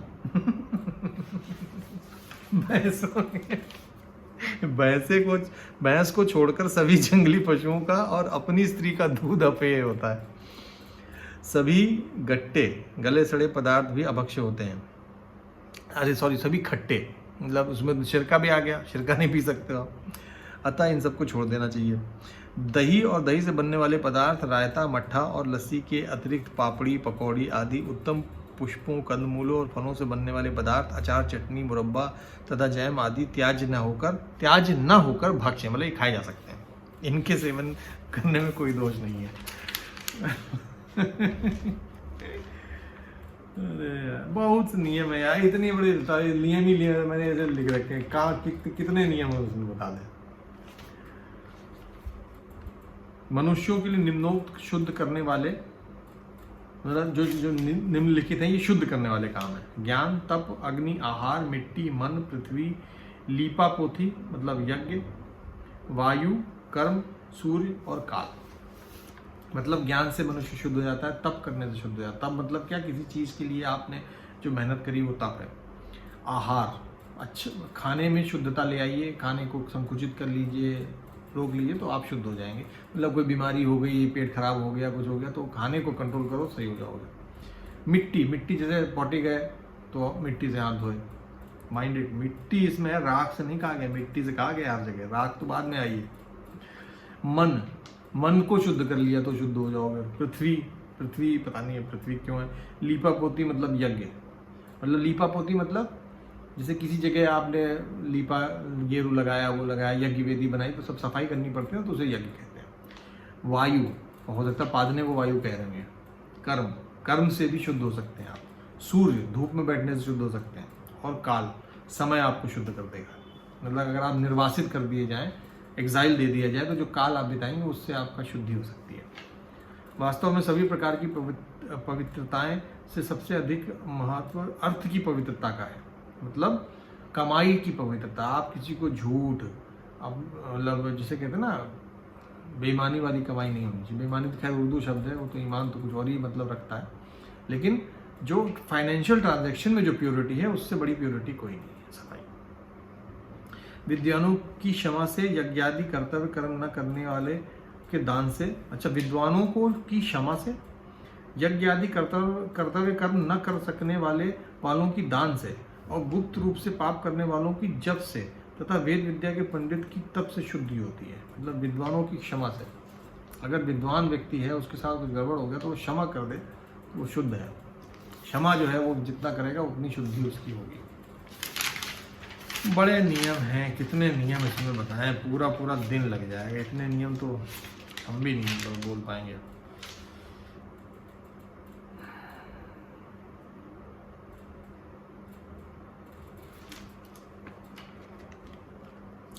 एक आखिरी में मैंने पढ़ा था, बहुत बढ़िया। इसमें दुख, सुख और दुख की एक व्याख्या बहुत अच्छी की गई है कि जो दूसरे के कंट्रोल में है, आपसे लेकर, आपको लेकर जो दूसरे कंट्रोल में वही दुख है, और जो आपके कंट्रोल में वही सुख है। इतनी बढ़िया व्याख्या मुझे आज तक नहीं लगी कोई। बाद में वही पाप कर्म से डराने का, मतलब कौन सी योनि में कितने दिन बिताओगे और उसके बाद फिर मानव जन्म लोगे, तब जाके फिर आपको मोक्ष का मत करने का। हाँ, ये एक चीज़ अच्छी लगी कि जैसे लोग, मैं कभी ये नहीं समझ पाता था कि जो पापी होते हैं उनको नरक भोगना पड़ता है और फिर उन्हें, मतलब फिर वो रिसाइकिल क्या है, फिर पुनर्जन्म क्यों हो जाता है उनका, मैं इसको सोच नहीं पाता था। इसमें बहुत साफ साफ लिखा है कि जैसे आपने कोई मानव जन्म लिया और उसमें कुछ पाप किए तो आपको नरक भोगना पड़ेगा। नरक भोग के आप फिर मानव जन्म लेंगे और फिर आप वैसे कर्म करेंगे। अगर अच्छे कर्म किए होंगे तो मोक्ष मिल जाएगा। अगर तो नरक, स्वर्ग, और जैसे मान लीजिए आपने कुछ पाप वगैरह, आपने कुछ एक्यूमुलेट कर लिया, कुछ कर ऐसा काम किया, अब उन पापों को नरक में जाके मरने के बाद नरक मिलेगा और नरक में पाप के अनुसार आपको सजा मिलेगी, जिसका काफ़ी इलेबोरेट 12वें अध्याय में बहुत इलेबोरेट वर्णन है कि किस पाप की क्या सजा मिलती है। बहुत तबीयत से, मतलब जैसे कहते हैं डराने का पूरी व्यवस्था है। और जब आप वो पाप भोग लेंगे उसके बाद आपको फिर जन्म दिया जाए, इसलिए कि हाँ भाई अब जाओ फिर से जन्म लो, फिर से तुम्हें ट्रायल पे रखा गया, अब तुम नेक्स्ट उसमें मोक्ष पाने की अभी उम्मीद है तुम्हें, इनसे छूट ही जाए तुम्हारा चक्कर ये। तो ये सिस्टम मुझे पहले नहीं समझ में आता था कि यार नरक भोगोगे या इनकारनेशन हो जाएगा या इसी चक्कर में फंसे रहो। तो इसमें ये है कि पहले नरक भोगोगे उसके बाद रीइंकारनेशन होगा। यही हाल स्वर्ग का भी है कि अगर आपने अच्छे काम किए हैं तो स्वर्ग भोगेंगे, उसके बाद फिर से रीइंकारनेशन होगा और फिर आप जो है वो मोक्ष के लिए जाएंगे। मेरी बुद्धि ये कहती है कि यहाँ पे मल्टीपल विचारधाराएं जोड़ी गई हैं। एक ग्रुप ऑफ पीपल जो नरक में विश्वास रखते हैं, एक ग्रुप ऑफ पीपल जो रीइंकार्नेशन में विश्वास रखते हैं, एक ग्रुप ऑफ पीपल जो मोक्ष में विश्वास रखते हैं। तो इनको जोड़ने का काम इस किताब में ऐसे किया गया है। और मुझे ऐसा लगता है कि हिंदुस्तानियों ने या भारतवर्ष के लोगों ने ये बहुत अच्छे से निकाला कि अलग अलग विचारधाराओं के लोग, देखिए नरक स्वर्ग तो किसी ने नहीं देखा, सब विचारधारा ही है कि हाँ भाई भोगोगे या नहीं भोगो, कोई आज तक बताने तो आया नहीं। तो यहाँ के लोगों ने बहुत अच्छा तरीका निकाला कि यार लड़ाई झगड़ा मारकाट की बजाय, अच्छा तुम ऐसा मानते हो, तुम ऐसा मानते हो, चलो हम मिक्स करके एक बना देते हैं। और मिक्स करके बनाने के बाद वो हमारी थ्योरी बिल्कुल सटीक बैठ रही है एकदम। अब ये इस किताब में लिखा गया है। अब किताब का तो मैंने देखिए हो गया, वैसे मैं बहुत सारी पढ़ सकता हूँ बैठे बैठे, ये भी पढ़ लो वो भी पढ़ लो, है ना। और पता चला बाद में पूरी किताब में हर एक श्लोक ही ऐसा है कि आप उसकी विश्लेषण कर लो, है ना। लेकिन मैं ये कहूँगा कि अब मैं इस किताब को जो पढ़ना चाहता है उसके ऊपर छोड़ देता हूँ कि वो क्या पढ़ रहा है। मैं कुछ अपने भी इसमें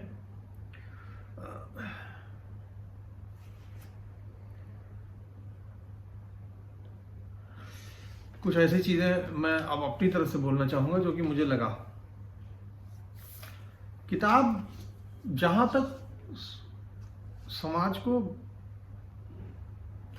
एक स्थिरता देने के लिए दी गई है, बनाई गई है, वो तो सत्य है, स्थिरता पूरी आग देगी। लेकिन अब जब ये 3-4 हजार साल या 5,000 साल से इसकी थ्योरी, इसके नियम कानून इम्प्लीमेंट हो गए हैं, तो हमारे सामने इसमें जो समस्याएं हैं, इस थ्योरी की या इन नियमों की जो समस्याएं हैं वो बहुत सामने उभर के आती हैं।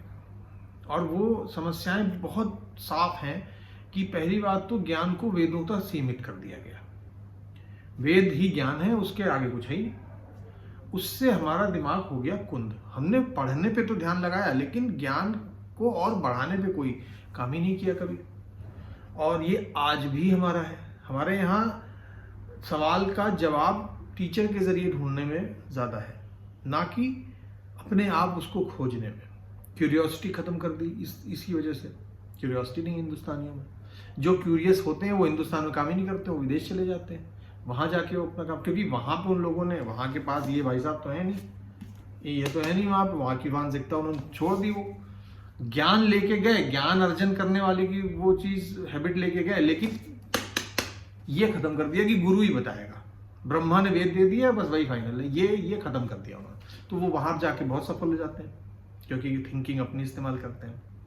सबसे बड़ा ड्रॉबैक, खराबी इस किताब की, ज्ञान को वेदों तक संकुचित कर दिया गया। नतीजा ये,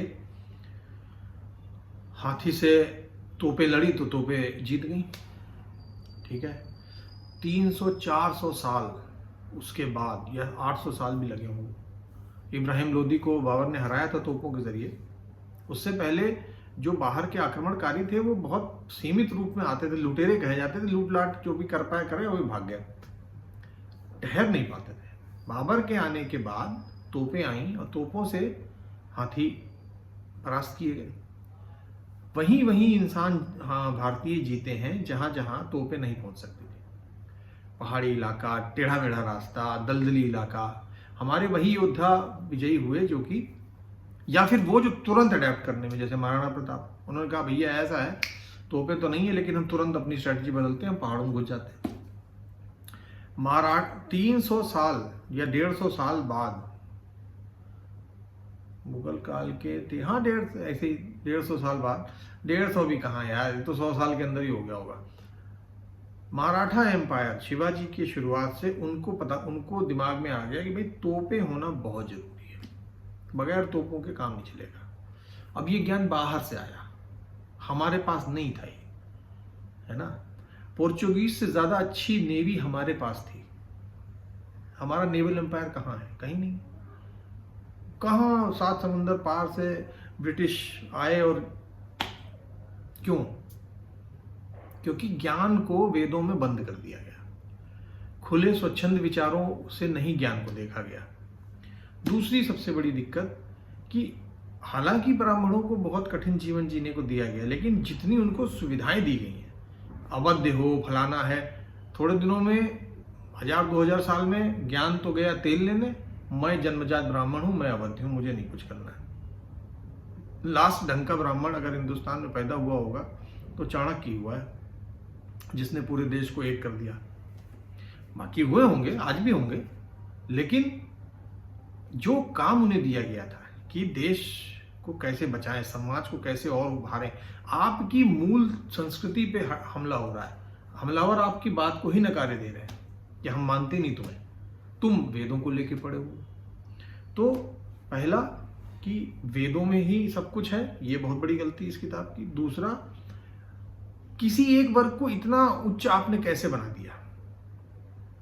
आप ये नहीं समझ, दूरदर्शिता नहीं थी इनके मनु महाराज में, यार ये 2-3 हजार साल बाद ये तो पता ही नहीं क्या करेंगे, हो सकता है ये निकम्मे हो जाए, ये सिर्फ छुआ तो इन्हीं में पड़ जाए बस, और ज्ञान अर्जन तो भूल जाए, है ना। सिर्फ ज्ञान, सिर्फ ब्रह्म ज्ञान थोड़ी ना होता है। आपको तीर कमान, युद्ध नीति, युद्ध शास्त्र, पता नहीं क्या क्या ज्ञान होता है यार।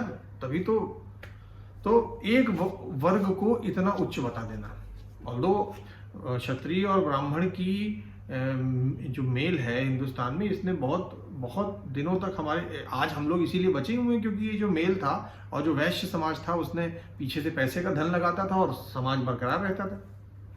शूद्रों में जो भी हैं यहाँ पे, या मूल निवासी कह लो या शूद्र कह लो, या जो इससे क्योंकि इसमें ऐसे लोग हैं जो कि इस तंत्र के बाहर के हैं। जैसे इन्होंने इसमें कहा है कि जो लोग वनों में रहते हैं, अब जो लोग वनों में रहते हैं वो अलग से बोल दिया गया, इसका मतलब वो इसको नहीं फॉलो करते हैं। कहते उनको वो जो कर रहे हैं उन्हें करने दो। ये इसमें लिखा हुआ है कि जो लोग वन में रहते हैं, विच मीन्स आदिवासी होंगे या बहुत और पुराने कोई वासी होंगे जो बहुत पहले अफ्रीका से आके वहां बस गए होंगे, हू नोस। ये सिस्टम सही भी है और नुकसानदेह भी है। अगर तो ज्ञान को बंद न किया गया होता, मेरे मानने से वेदों में बंद न कर दिया गया होता, तो ये सिस्टम बहुत अच्छा था। ब्राह्मण लोग रिसर्च करते, नए नए हथियार बनाते, इंटरप्राइजिंग होते, क्षत्रिय उन हथियारों को इस्तेमाल करते और धनाधन जो आता उसकी लेते और सबसे साथ अपना एम्पायर खड़ा करते। हमारी नेवी, हमारे नेवल एम्पायर से इतने बड़े बड़े आलीशान, कहाँ वो तमिल एम्पायर जो था वो कहाँ, कितनी दूर दूर तक वो राजा जिन्हें मदुरई शहर जिनका वो था विजयनगर, कितनी दूर दूर तक उन्होंने साम्राज्य फैलाया, लेकिन खत्म हो गया ना, क्योंकि ज्ञान तो बंद था उसमें। वेदों में कैनन्स कहाँ है, स्टीम पावर्ड इंजन्स कहाँ है। ये दो बहुत बड़ी दिक्कतें। तीसरी बड़ी दिक्कत कि आपने जब संकट काल हो तब भी धर्म नहीं त्यागना है। अब धर्म क्या है? क्षत्रिय का धर्म है लड़ाई करना। संकट काल क्या है कि 3 हमले हुए और मान लीजिए 1 लाख क्षत्रिय थे, अब तीसरे हमले में 10,000 बचे हैं, इससे ज्यादा नहीं है। उधर से सेना उतनी आई, 20-25 हजार ही आई। पहली बार भी वो 20,000 भेजे, तब हम लोग 1 लाख लड़े, मार के भगा दिया, लेकिन हमारे भी 5,000 मर गए। धीरे धीरे करते करते अब वो उधर से 20,000 आ रहे हैं, क्योंकि वो लोग हर तरफ से सैनिक इकट्ठा कर रहे हैं और हमारे भी क्षत्रिय लड़ेंगे बस। कई बार ऐसा हुआ है कि एक जगह लड़ाई हो रही, बाकी लोग खड़े देख रहे हैं कि देखें क्या होता है। हाँ भाई, ये बहुत बड़ा तमाशा देख रहे हैं, जबकि वो तो राष्ट्र को बचाने की लड़ाई हो रही थी। तो इससे ये समस्या हुई कि जब आपने इतना बांट दिया कि तुम यही करोगे, तुम यही करोगे, तो फिर भाई कोई कितना लड़ सकता है। आदमी एक इंसान को पैदा होने के बाद लड़ने लायक बनाने में 16-17 साल तो लगते ही है ना। तो ये एक बड़ी समस्या हो गई। बड़ी पॉपुलेशन हमारी जो थी, जो लड़ सकती थी, आपने उससे कह दिया ये तो कर ही नहीं सकते कोई काम। फिर भी भील, निषाद, पता नहीं कौन कौन लोग थे जिन्होंने जो भूसा भरा है हमलावरों पे, पता नहीं कितने लोग। तो ये मुझे लगा कि इस तरीके का डिवीजन नहीं करना चाहिए था, और डिवीजन करते तो इधर से उधर जाने की व्यवस्था रखते, जो इस किताब में नहीं है। शूद्रों से वैश्य कैसे बने, वैश्य से क्षत्रिय कैसे बने, ब्राह्मण से क्षत्रिय कैसे बने, ना एक लैडर ऐसी बना दी कि ये सबसे उच्च, ये ठीक है, माना तुम सबसे उच्च क्योंकि तुम ज्ञान रखे हो, लेकिन जब समय पड़ेगा तो तुम्हें कभी हथियार भी उठाने पड़ेंगे, कभी तुम्हें वैश्य बन के बिजनेस भी करना पड़ेगा, कभी सेवा भी करनी पड़ेगी। तो मुझे ऐसा लगा कि इतना रिजिड स्ट्रक्चर बनाना एक नुकसानदेह काम था, लेकिन हम अभी तक जिंदा भी हैं, तो मैं ये भी नहीं कह सकता हूँ कि ये पूरी तौर पर गलत है। मुझे ऐसा लगता है कि रिजिड स्ट्रक्चर होने के बावजूद जो स्वच्छंदता थी वो ये कि जो जैसे जीना चाहता है वो जिए। ब्राह्मण बंधा हुआ है सिर्फ द्विजातियों से दान दक्षिणा लेने के लिए, वो शूद्रों के पास दान दक्षिणा। अब आप इसे बुरा समझो चाहे अच्छा समझो, अब जो पहले ही सेवकाई कर रहा है उससे आप क्या दान दोगे? दान तो वही दे सकता है जिसके पास कुछ है। तो जिससे कि संतुलन ऐसा बना रहा कि जो नहीं है ब्राह्मण या क्षत्रिय या वैश्य नहीं है वो भी जीवन जी सकते हैं। धनोपार्जन उनके लिए भी है पूरी तौर पे, आप भी कर सकते हैं। हालांकि उनके पास तरीके अलग अलग हैं। सेवकाई करने से जितनी अच्छी सेवकाई करोगे उतना बढ़िया आपको भाई वो मिलेगा, पैसा मिलेगा, है ना। तो किसी का शोषण उस रूप में नहीं किया गया कि नहीं तुम्हें जबरदस्ती करवाया जा रहा है, ये बात मैं मानता हूं कि इसमें नहीं है। इसी वजह से हम आज तक शायद चल रहे हैं भारतीय समाज। और फिर मैं ये भी मैं कहूँगा कि ये किताब एक साथ नहीं लिखी गई है, ये कई भागों में लिखी गई है, समय काल के अनुसार लिखी गई। शुरुआत में मांस खाना ठीक है, आखिरी तक आते आते मांस तो बिल्कुल त्यागने योग्य वस्तु है, इससे घटिया कुछ नहीं। शुरुआत में मदिरा और दूसरे नशा पदार्थ जैसे धतूरा और भांग का सेवन तो कहा गया कि ये मानवों की सहज वृत्ति है कि इस तरफ जाएंगे, लेकिन इसको सिर चढ़ के नहीं बोलने देना। आखिरी तक आते आते मांस मदिरा सब बिल्कुल बंद कर दो, नहीं। विच मीन्स कि ये बदली बार बार लिखी गई है, बढ़ाया गया है इसमें, जब समय काल के अनुसार चेंज कर दिया गया है। और जब जिस समय में जैसा फील होता था वैसा किया गया।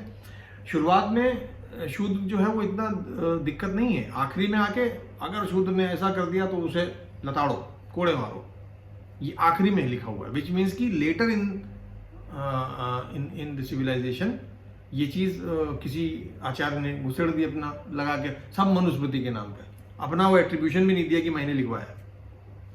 तो इसमें कई ऐसी विरोधाभास वाली चीजें लिखी हुई हैं जो पहले कुछ थी बाद में कुछ है। अच्छा, इसमें यह भी लिखा हुआ है कि अगर ग्रंथ में कोई चीज विपरीत हो रही हो तो दोनों सत्य हैं, मतलब जो पहले लिखी थी वो भी सत्य है और आज भी सत्य है। विच मीन्स कि आपको फिर ये लिख दिया गया कि अगर इससे निष्कासन, इससे आप निवारण नहीं कर पा रहे हो शंका का, तो जो आपका दिल सही मान रहा है वो करिए।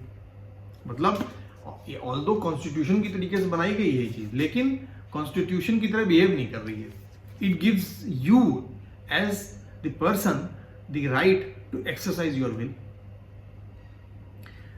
तो किताब बहुत कॉम्प्रिहेंसिव, जीवन के हर पहलू को छूने वाली, हर चीज में।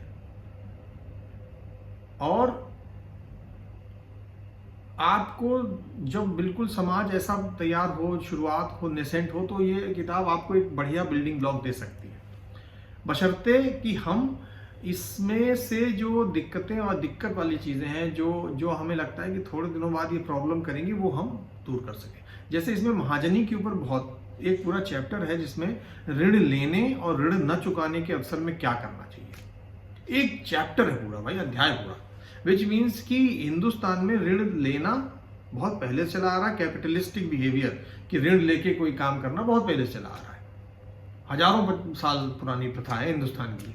तो इतना जब डिटेल में उसमें लिखा हुआ है कि राजा को जो ऋण लेने के बाद जो नहीं चुका पा रहे हैं या किसी और फॉर्म में चुकाने की बात कर रहे हैं, मेहनत करके या कुछ और करके, ऋण के बदले आपने कोई चीज़ गिरवी रखी और जो साहूकार था उसने उसका इस्तेमाल कर लिया, जैसे गाय का दूध, गाय गिरवी रख दी और गाय का दूध वो इस्तेमाल करने लग गया।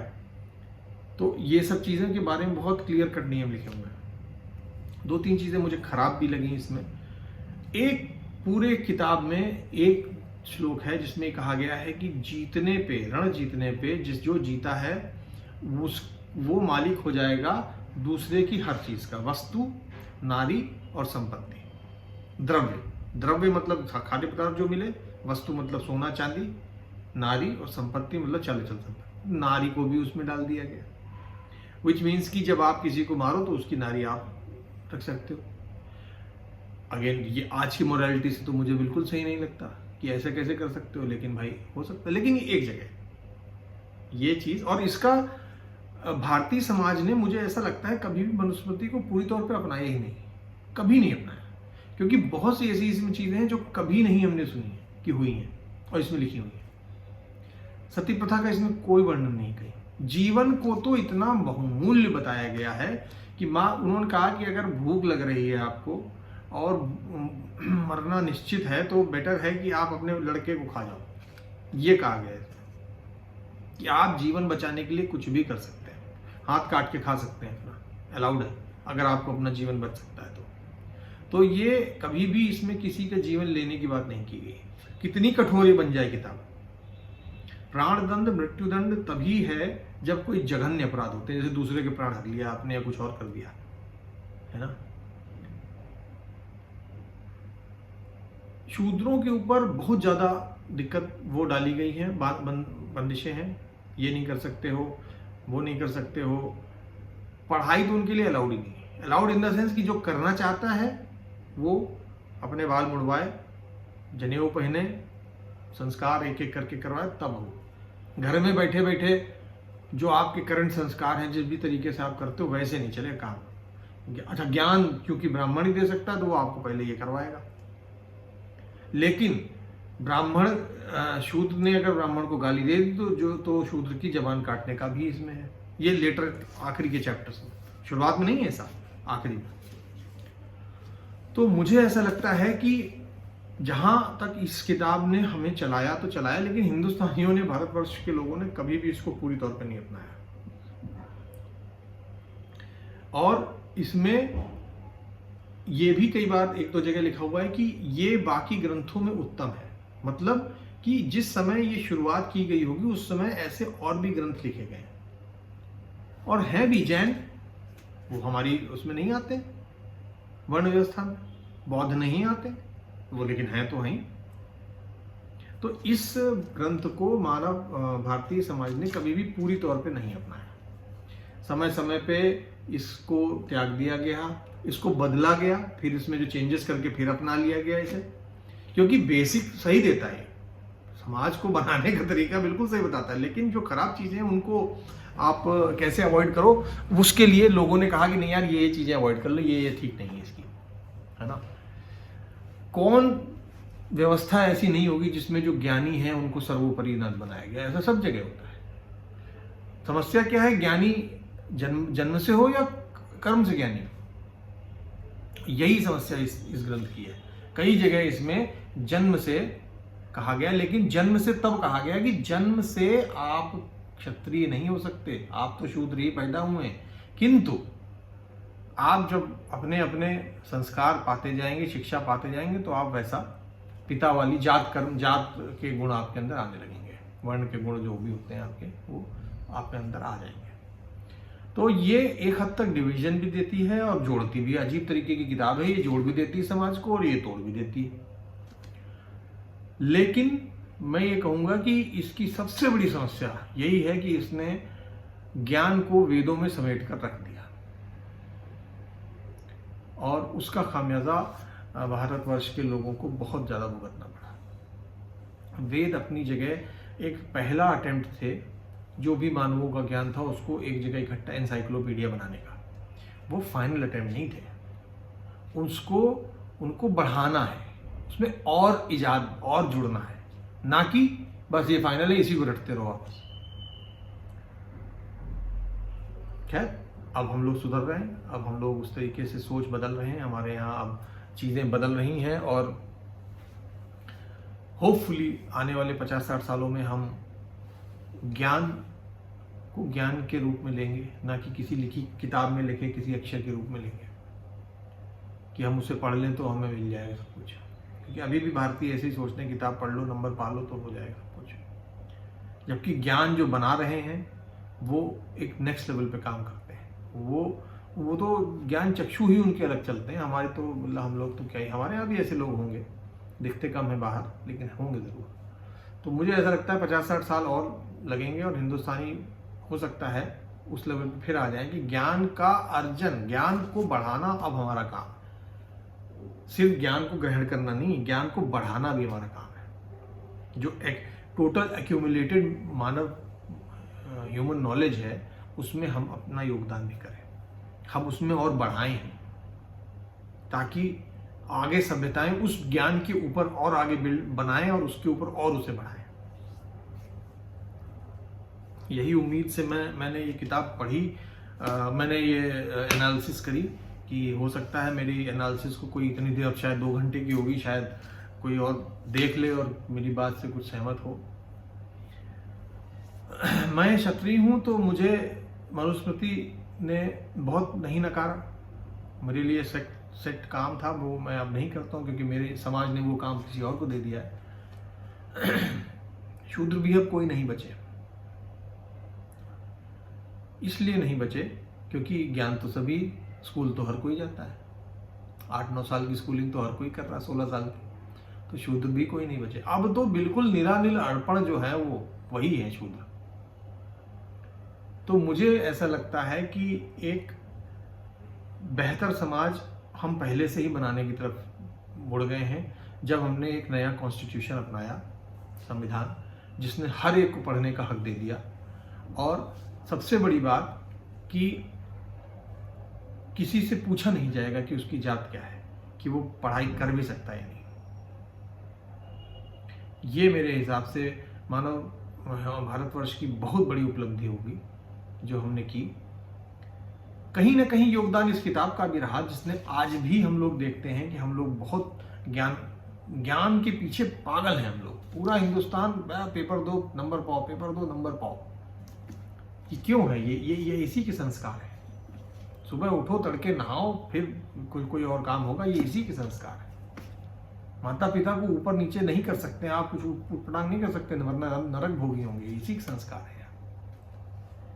अच्छा हाँ, एक चीज बताना भूल गया, इसमें संपत्ति को विभाजित करने के बहुत बढ़िया बढ़िया भी नियम दिए हैं, तगड़े वाले। संपत्ति मरणोपरांत पिता की मृत्यु के किसको, बीवी को, माँ को, बच्चों को, नाती पोतों को कितनी दी जाएगी, सब बहुत अच्छी तरह इसमें। तो अब 1947 और 1950 में हमने नया संविधान लाया। उस संविधान ने हमें एक नया तरीका दे दिया समाज को चलाने का, किंतु वो संविधान इसी की वजह से पॉसिबल है। मैं लिख के देता हूं, जो खराब चीजें थी वो निकाल दी गई संविधान से, और इसमें से जो खराब चीजें थी वो निकाल दी गई और बाकी चीजें डाल दी गई।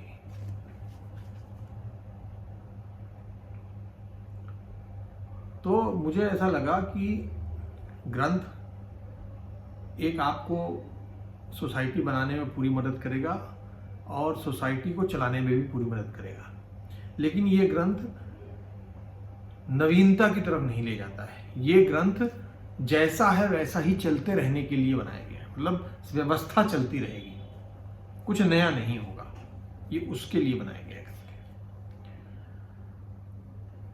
बाकी तो अब मैं सोचता हूँ कि आगे दूसरे कोई ग्रंथ बढ़िया उठाएं। वेद इसमें बहुत बोलेंगे, अब तो मुझे वेद पढ़ने का मन करता है कि भाई इतना इन्होंने वेदों के बारे में बोल दिया कि देखें तो वेद में क्या लिखा है ऐसा, जो मैंने 16 साल की एजुकेशन में नहीं लिया वो वेद मुझे सिखा देंगे। मैंने तो वेद नहीं पढ़े, लेकिन मैं तो बढ़िया चल रहा हूँ, मेरा तो जीवन बिल्कुल मस्त चल रहा है, मैंने तो वेद नहीं पढ़े हैं। तो इसमें तो किताब में वेद ही वेद चल रहे हैं।